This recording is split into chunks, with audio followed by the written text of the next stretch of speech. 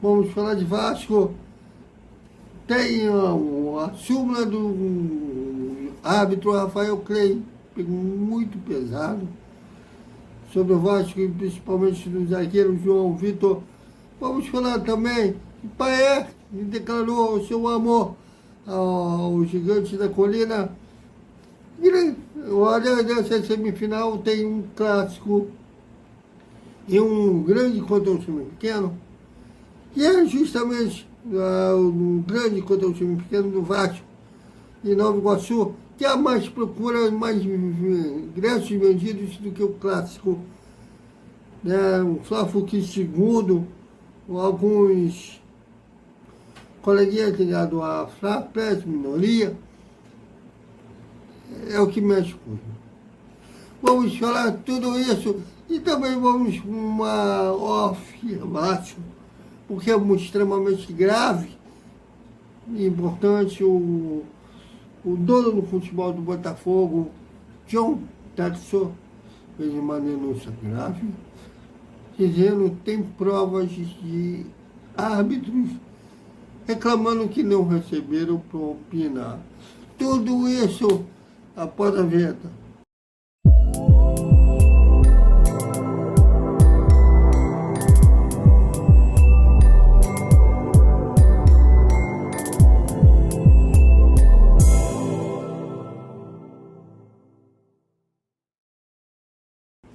Salve, salve, galera do Vascão!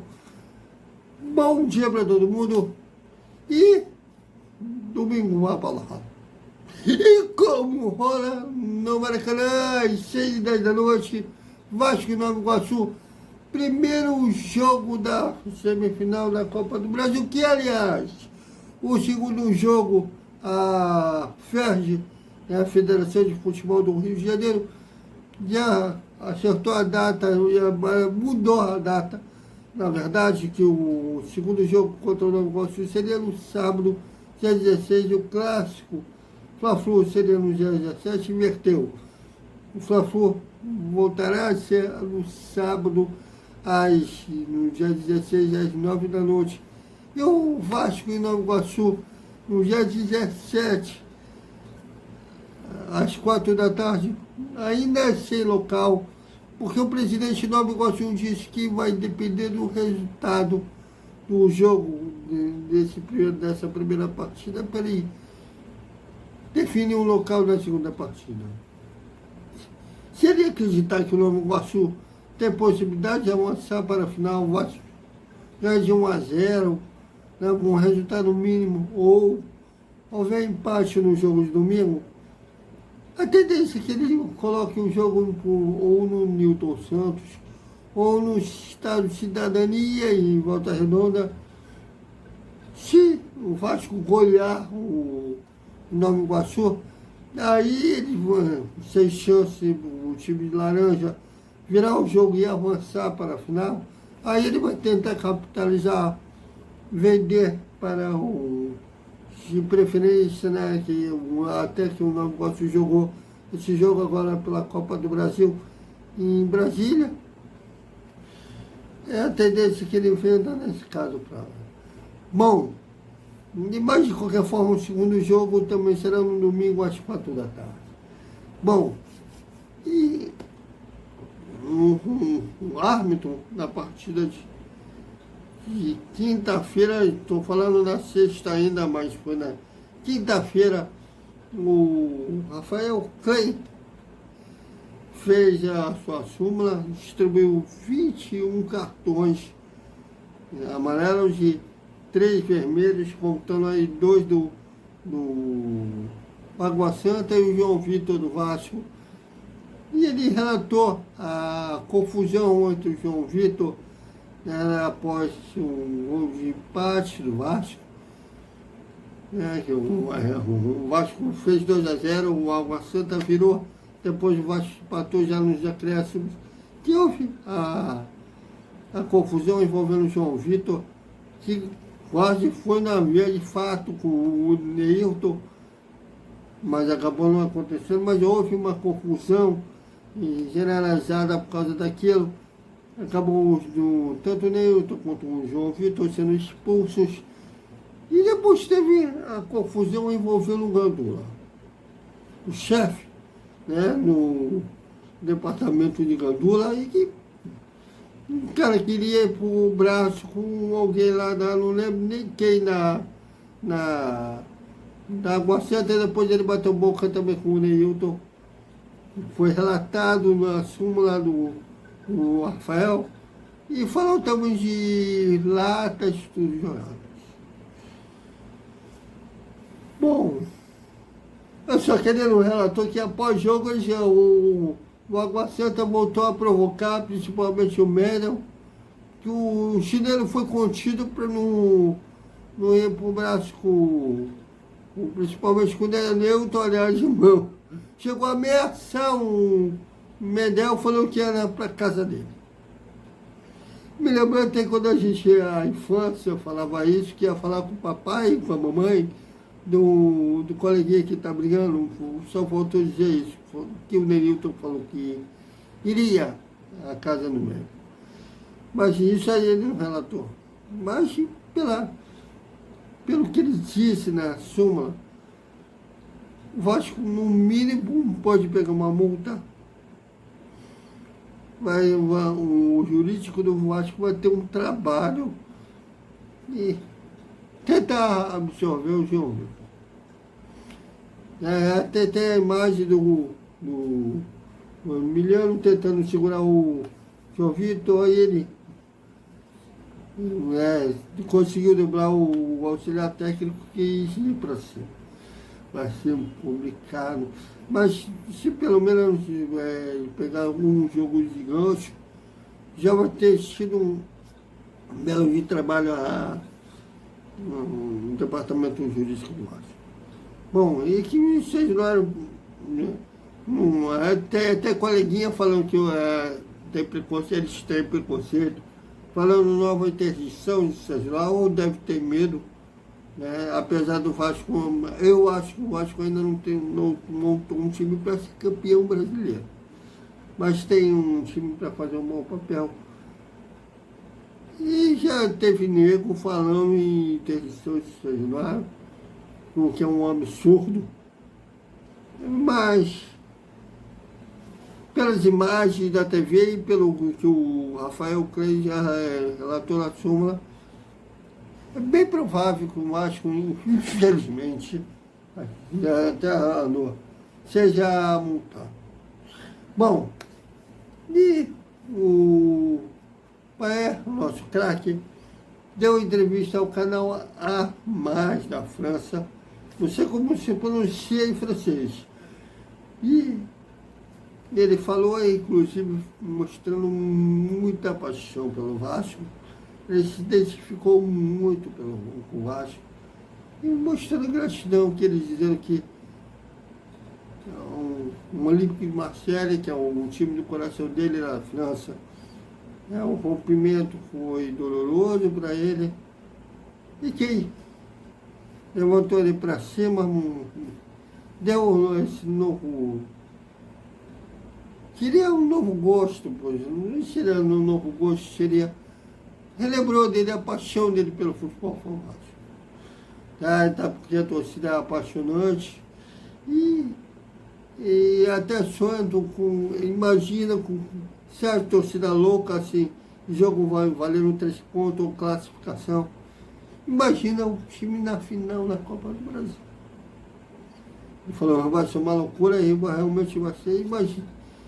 Eu não sei se ele pegou um vídeo do título de 2011, ele vai ver que loucura se o Vasco for campeão, que acontece. É aí que ele vai se empolgar mesmo.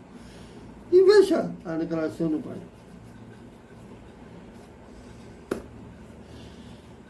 Pessoal, cada vez o francês estava se identificando com o Vasco. Eu acho até que ele vai se aposentar com a camisa Cruz Maltina. E pelo jeito ele tá gostando no jeito do carioca de viver. Não seria nada fala, surpreendente ele, como aconteceu com o Scovic, que quando veio para o futebol brasileiro se apaixonou por aqui. E hoje ele é aposentado e continua, inclusive, mora no Brasil. Seria um craque, mas ele falou que ele sonha em ser convocado para a seleção francesa nas Olimpíadas. Não sei nem se a França, depois vou procurar pesquisar se a França já carimbou. Os Jogos Olímpicos de Paris, desculpe. Então, o país sede já está classificado em todos os esportes. Ele sonha em ser convocado para as Olimpíadas de Paris. Bom, eu não sei se o técnico da seleção francesa tem um tipo de preconceito com o atleta que não atua fora da Europa. Mas, pelo futebol que ele vem jogando, até está merecendo. E quem está merecendo também uma convocação? Olha o Jardim. Só esse ano foi o terceiro pênalti que ele pega. Está virando um especialista, um pegador de pênalti. Daí dessa convocação, o Dorival Júnior preferiu outros arqueiros, uns que eles já foram goleiro dele em clubes. E a gente falava muito da padaninha do Tite. Nessa primeira convocação, o Dorival Bom, e para encerrar, o nosso espertão vascaíno, o John Texel, que é o dono do futebol do Botafogo, fez acusações graves, dizendo que há corrupção no futebol brasileiro. Aliás, é a segunda vez que ele acusa de corrupção no futebol brasileiro. No ano passado, quando começou aquela derrotada do Botafogo, depois de fazer o primeiro turno, parecia que ia ser campeão, até com o pé nas costas, começou a ter uma série de resultados negativos, que foi ultrapassado não só pelo Palmeiras, que foi o campeão, terminou em 6º lugar do Brasileiro. Inclusive foi na vitória de virada do Palmeiras sobre o Botafogo no segundo turno, que o Botafogo chegou a fazer 3-0 e o Palmeiras virou para 4-3.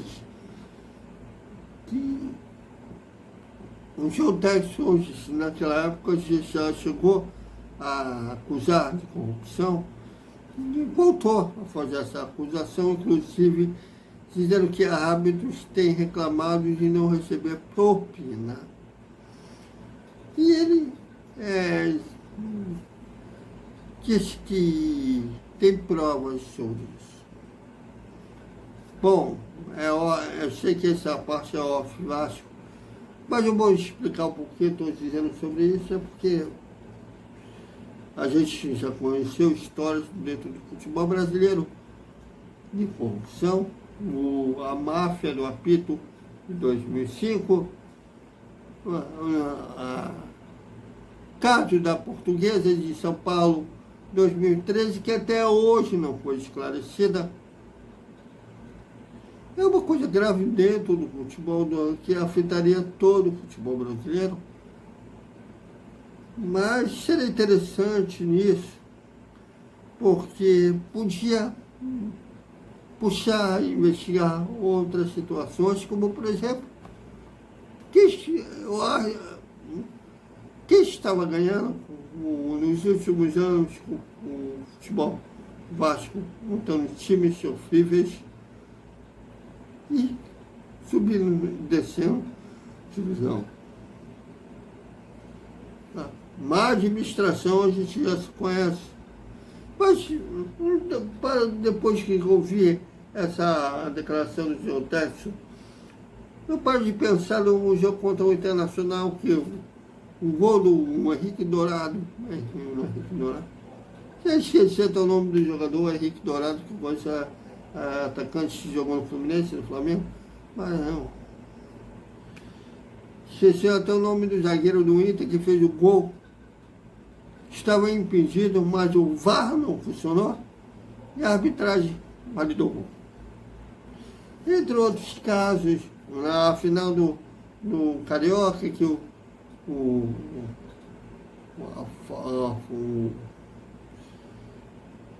como foi uma cobrança de falta, ainda mais esqueci o nome do batedor, de falta do Vasco, a bola bateu no travessão e descaiu depois da linha e saiu. Um árbitro que estava atrás do gol justamente para ver esses casos não validou o gol do Vasco. E depois validaram o gol do Flamengo irregular. Não estou acusando de nada, mas se o John Texas tiver uma acusação grave dessa, era bom puxar outros casos para investigar, passar limpo sobre determinadas situações. Mas, e se ele não provar, ele será responsabilizado por isso. Pelo menos no que diz na lei brasileira, quem acusa está o ônus de provar. Então é isso, galera. Até o nosso Despertar Vascaíno, que a gente vai falar justamente sobre essa paixão do Paé pelo Vasco.